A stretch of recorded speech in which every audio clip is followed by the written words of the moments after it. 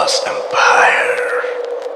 Right, ঘড়িতে সময় রাত 11:59 শুনছেন সব সময় নিকোলাস এম্পায়ার। আর শুরু হয়ে গেল হরর নাইটের স্পেশাল ঈদ এপিসোড দি আনসিন গেস্ট। আপনাদের সবাইকে ঈদ উল ফিতরের শুভেচ্ছা জানাচ্ছি আমি নাজিব, এবং আমার সঙ্গে সাউন্ডে রয়েছেন রিফাত। দীর্ঘ 1 মাস আমরা সিয়াম সাধনার পর খুশির ঈদকে সেলিব্রেট করতে যাচ্ছি। তাই সবার জীবনে ঈদ হোক ভালোবাসা, ক্ষমা ও আনন্দের বার্তা। প্রথমেই আমাদের সাথে কানেক্টেড হওয়ার নিয়মটি জানিয়ে দিই। আপনার যে কোনো রকম ভালো লাগা বা খারাপ লাগার অনুভূতিগুলো আমাদের সাথে এই মুহূর্তেই আপনি চাইলে শেয়ার করতে পারেন। আপনি আমাদেরকে এসএমএস করতে পারেন। আমাদেরকে এসএমএস করতে চাইলে আপনি আপনার মোবাইলের মেসেজ অপশনে গিয়ে টাইপ করুন HN স্পেস দিয়ে আপনার নাম, স্পেস দিয়ে আপনার লোকেশন এবং স্পেস দিয়ে আপনার এসএমএসটি লিখে পাঠিয়ে দিন 9865 এই নম্বরে।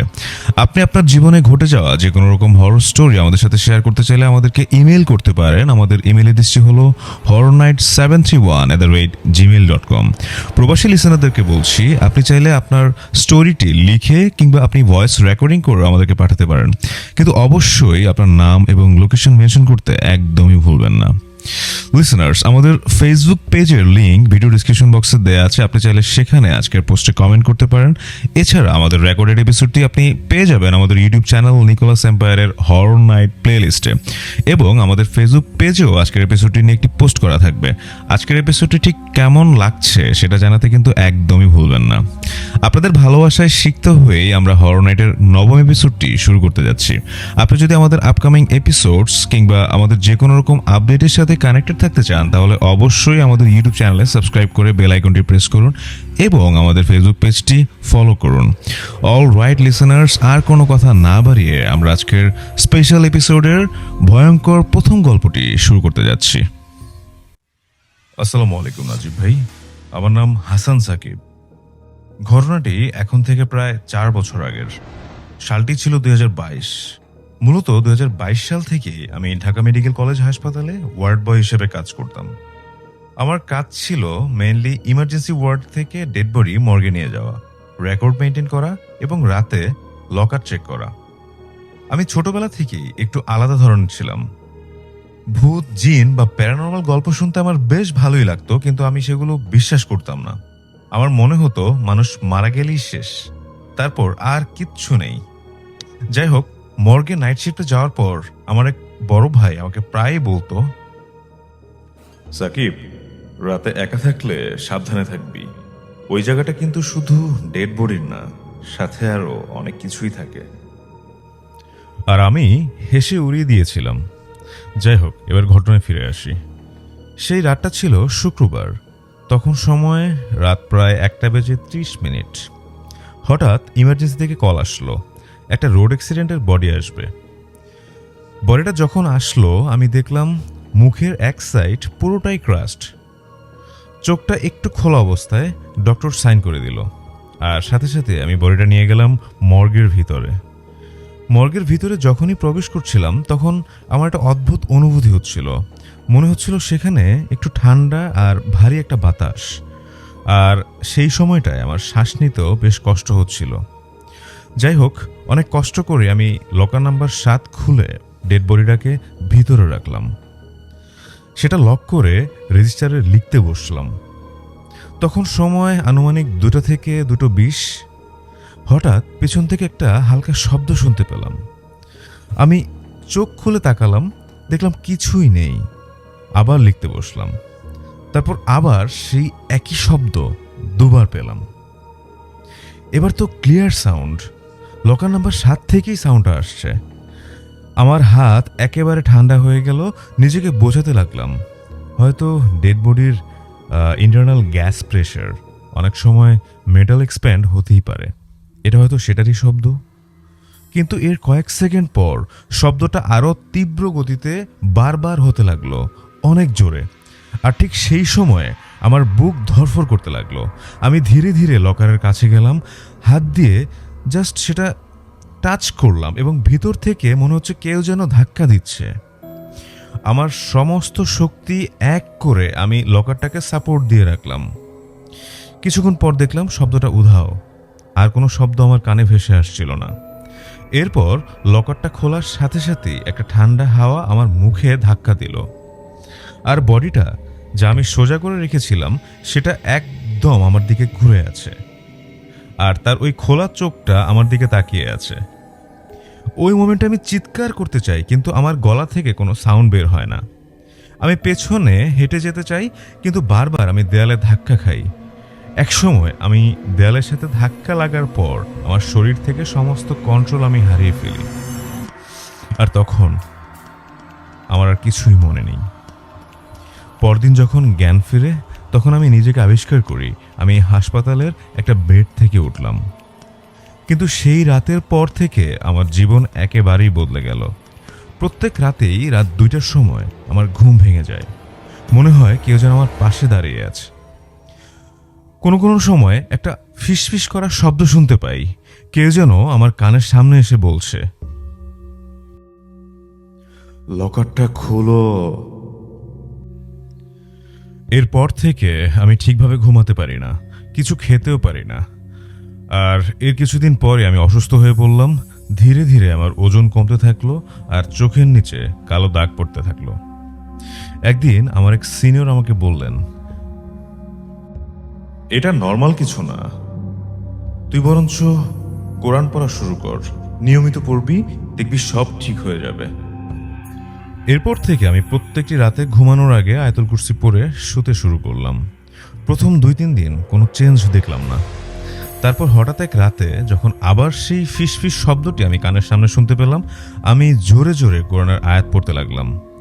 হঠাৎ করে সাউন্ডটি উধাও হয়ে গেল। ওই রাতের পর থেকে আর কখনো ওই জিনিস আমার সাথে হয়নি, কিন্তু আমি আজও মর্গের সামনে দিয়ে গেলে মনে হয় কেউ আমাকে চিনতে পেরে আমার দিকে অবাক দৃষ্টিতে তাকিয়ে আছে। এই ছিল আমার ঘটনা।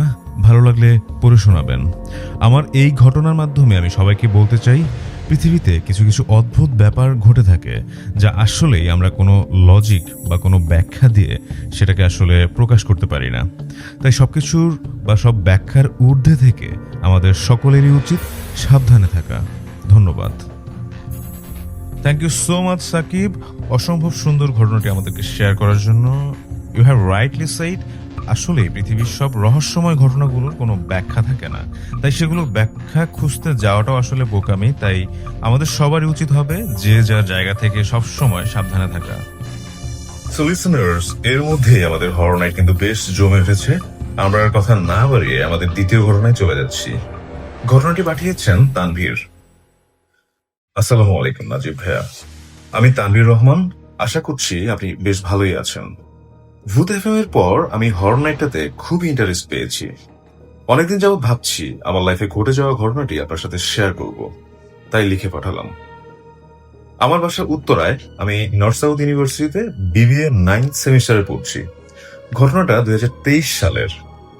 আমি একটু ইন্ট্রোভার্ট স্বভাবের মানুষ।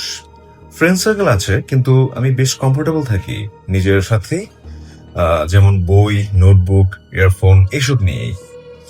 ইউনিভার্সিটি লাইফ শুরু করার পর আমার একটা অদ্ভুত হ্যাবিট হয়। আমি সবসময় লেট ইভিনিং পর্যন্ত লাইব্রেরিতে থাকতাম, কারণ লাইব্রেরিতে একটা স্পেসিফিক কর্নার আছে জানালার পাশে, সবচেয়ে শান্ত জায়গা।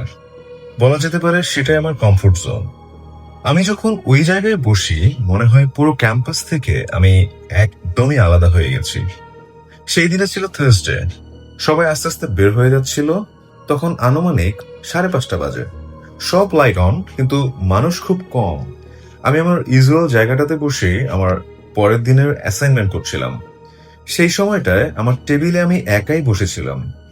আর এদিকে যেহেতু লাস্ট উইকডে, তাই সবাই আস্তে আস্তে বের হচ্ছিল। সাডেনলি আমার সামনের চেয়ারটা আস্তে আস্তে নিজের থেকেই পেছনে চলে গেল, আর একটা অদ্ভুত শব্দ শুনতে পেলাম। সাউন্ডটা এতটাই ক্লিয়ার ছিল, আমি রীতিমতো একটু ভয় পেয়েছিলাম। আর হঠাৎ আমার হাত থেকে কলমটা ফ্লোরে পড়ে গেল। আমি কলমটা তুলে উপরে বসার পরই লক্ষ্য করলাম চেয়ারে একজন মেয়ে বসে আছে। কিন্তু হঠাৎ করে উনি কোত্থেকে আসলেন? আমি এই বিষয়ে কিছু জিজ্ঞেস করবার সাহস পাচ্ছিলাম না। মেয়েটা কালো রঙের লং ড্রেস পরা, আর তার চুলগুলো সামনে অগোছালো ভাবে তার মুখটাকে ঢেকে রেখেছিল। মেয়েটা আমার দিকে তাকিয়ে একটা রহস্যময় হাসি দিয়ে বলল, কি ব্যাপার, তুমি বের হওনি? এটা বলেই সে তার চুলগুলো সরানো মাত্রই তার ভয়ঙ্কর মুখটা দেখে আমি সেন্সলেস হয়ে পড়লাম। কিছুক্ষণ পর আমার জ্ঞান ফিরল এবং আমাকে আমার বসুন্ধরা রেসিডেন্সিয়াল এরিয়ার এক ফ্রেন্ড বাসায় ড্রপ করে দিল। পরদিন আমাকে একজন আলেম ঝাড়ফুঁক দিলেন এবং আমাকে বলেছিলেন একটু সাবধানে থাকার জন্য। যাই হোক, সেই দিনে আমি যখন ক্যাম্পাসে ঢুকলাম, আমি যখন লিফটে উঠছিলাম, লিফটে ওঠার পর আমি খেয়াল করলাম লিফটের গ্লাসের ঠিক পেছনেই সেই ফেসটা আবার আমার চোখের সামনে এসে হাজির, এবং আমি খেয়াল করলাম সে আমার পিছনে দাঁড়িয়েছিল। এটা দেখার পর আমি নিজের চোখকে বিশ্বাস করতে পারছিলাম না এবং আমি চিৎকার দিয়ে উঠি। দেন আমি বের হয়ে সোজা বাসায় চলে আসি। সেদিন থেকেই টানা কয়েকদিন আমি ঠিকভাবে হাঁটাচলা করতে পারছিলাম না। কেমন যেন প্যারালাইসিসের পেশেন্টদের মতো হয়ে গেছিল আমার অবস্থা। ডক্টর দেখানো হচ্ছিল কিন্তু কোনো মেডিসিনে কাজ হচ্ছিল না। তারপর আমার এক আঙ্কেলের পরামর্শে রোকাইয়া করানোর ব্যবস্থা করা হলো। তখন আমি বুঝতে পারলাম আমার উপর জিনের আসর পড়েছে। এরপর রোকাইয়াকরণ শুরু হলো। 3 মাস অনেক কষ্ট হলো। ফাইনালি প্রায় 4.5 মাস পর আমি সুস্থ হই। আলহামদুলিল্লাহ, আমি এখন বেশ ভালোই আছি।